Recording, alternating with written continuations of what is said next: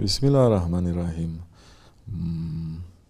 The danger of saying, well, it's done during the time of the Prophet. Well, it's done like this, well, it's done like that, so I'm going to do it too. The danger with that is you are not being Ahl Sunnah. You're being Salafi. Ahl Sunnah means we understand what happened, but we're not taking directly from the Quran, directly from the companions. We take not even from the Tabi'ins, not even from Tabi'ins, those ones. We take from those ones who are closest to us who are following them. Because this is accumulated knowledge and experience, and this was wide. So if you're just going to say, well, they did this, I'm going to do this, they didn't do this, I'm not going to do that, that's not Islam. The Prophet ﷺ established that very clearly. He didn't just say, follow my sunnah. He says, follow the sunnah of my sahabis, meaning follow the sunnah of my tabi'ins and the tabi'ins and those ones who come after. There's a danger. When you do that, then everything is halal. Everything.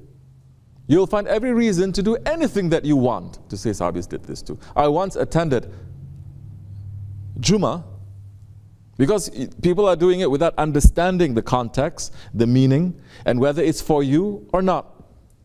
Not every law you can apply at that time, any time that you want. I once attended a Jummah. The Imam was a kid, he was giving a pretty good Jummah. It was not Wahhabi. These days, if it's not Wahhabi, it's very, very good, mashallah. It's come to that point now. But he was wearing shoes. And he was praying with the shoes on because he says there's sunnah. But it's sunnah if you are at war. Oh, but I'm at war with my ego, brother. You see how it can go like this? Because you don't have a guide. The guide is going to stop that nonsense. No one can declare themselves a lawyer just like that. No one can declare themselves a dentist just like that. I mean, I don't know about the dentists in Pakistan. They do it in the road. But even then, they have to study. And people can just punch them if they do something wrong, no? You cannot. But when it comes to spiritual matters, the most important things are Muslims, now 2 billion Muslims, headless, heedless. And everyone says, you see, Quran is saying that, so I can do. Hadith is saying that, so I can do. This is not Ahl Sunnah. Not people of the tradition. We follow a tradition. So that one was praying with his shoes on. He's saying, because this is Sunnah, he's saying. And then he's trying to say, oh, mashallah. Why are you showing off anyway?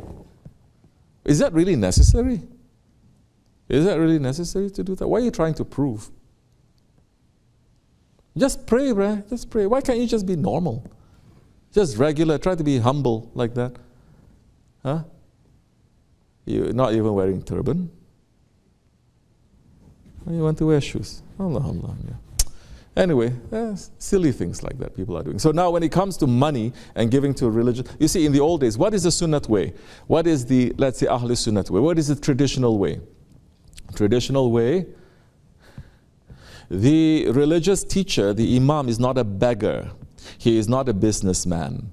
He has sharaf, he has honor. He's not going to say, now I'm going to sing, sallallah, and then everybody gives money. No, no, no, no, no. You know what I'm talking about, right? No.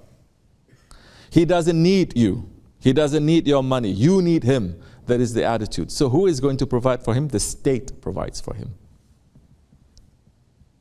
The foundations, they provide for him. He's not there begging people to give money. Like in America today, Ramadan time comes, our phone is off the hook. Do you need imam? I'm Hafiz, you know. I can recite for you. And people say, yeah, I need imam, because everyone is saying, it's very good, we have to complete 1 khatim of Quran. See, wrong understanding. Now what happens if the imam is going out begging things like this? It becomes business. Don't we know, can't we see it? Can't we learn from the Ahlul Kitab what happened to them? So there are ways that, especially during the time of the Khilafat and times of the Maliks and the kings, they say, no, don't touch the imams. You give something because you love. Okay, but we are going to provide for them.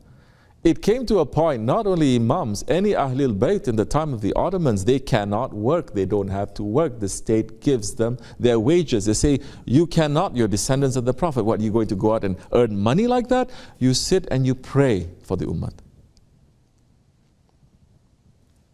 So once they scrap over 1,000 years of Ahl Sunnah traditions, then they say, I will give you primary sources. Oh, it's finished.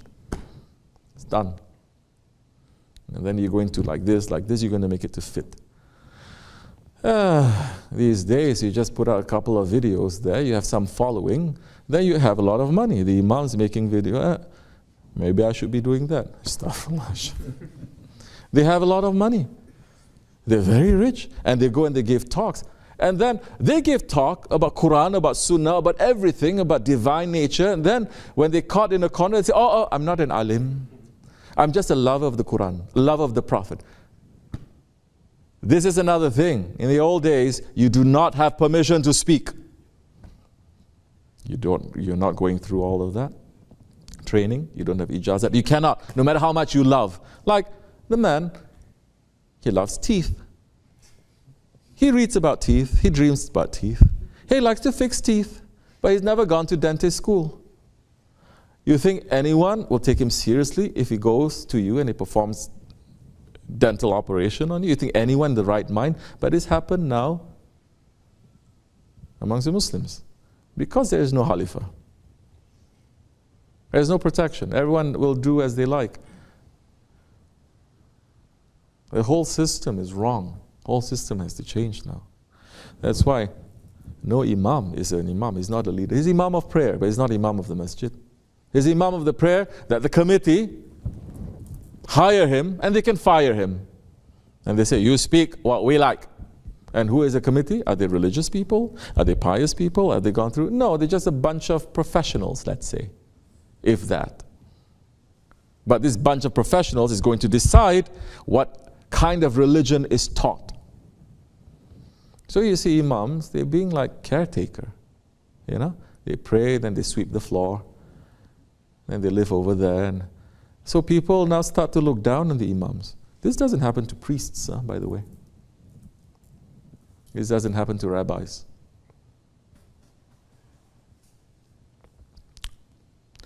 So the system is wrong. And how many people are going into the religious business to earn money? Oh, if it's not lucrative, they're going to leave it. But it's producing scholars because they say, oh, I can do this. I can do this. I can just go and give a talk.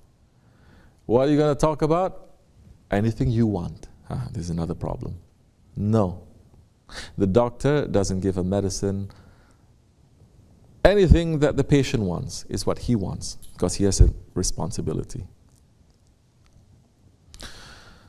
So you cannot just take something like that and to say it happened so it can happen like that. There are so many conditions. So many conditions. And now people have made a business. What kind of barakat is going to come from that? What kind of blessings, what kind of rahmat is going to come from that? Nothing. What do we do now? There are religious teachers and they need money and okay, get a good one. They're really in a tight position. Yes, in that kind of position, yes, you see they need you. It is your responsibility now. It is your responsibility to provide. But that one is teaching religion not to make money. This is the thing. He's teaching religion because it is pleasing to Allah. May Allah forgive us. May Allah not test us, inshallah. Fatiha.